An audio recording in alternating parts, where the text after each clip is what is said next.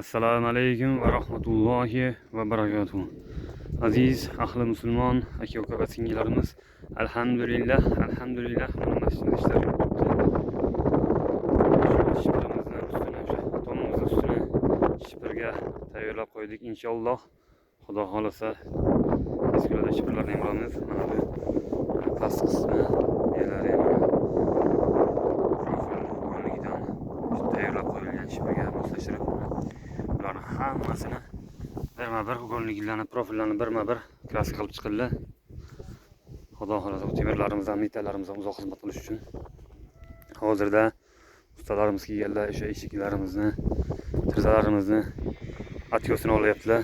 Hamda mana bu navis, ya'ni o'sha ayvon ustini bostirish jarayoni ham ketyapti bu yerda. Ustalarimiz ishlayaptilar. Mana bu yerga maxsus bolorchalarni qo'yib, keyin esa pinani qo'yib, ustidan armakakasi to'qiganlar. Xudo xolasa bu yerga to'qib bo'lganlardan keyin inshaalloh tugatganlardan keyin beton ham olamiz. Tayyor beton inshaalloh.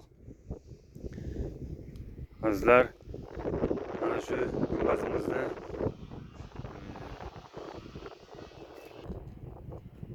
pena bilan to'ldirishimiz kerak. Mana shu gumbazimizni hozir sizga tushuntiramiz. Xudo xolasa mana shunaqa penadan bo'ladi.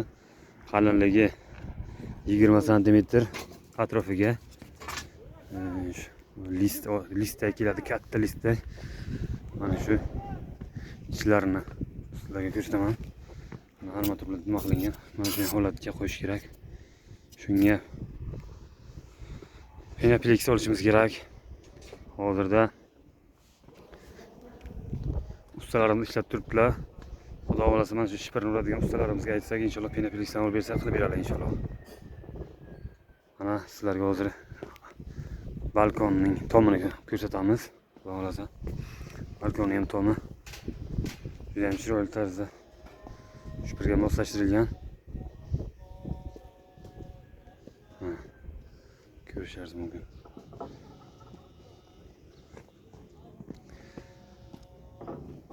Ustalarimiz qasam ishlab turibdilar. Alloh taolo hammalaringizni rozi bo'lsin.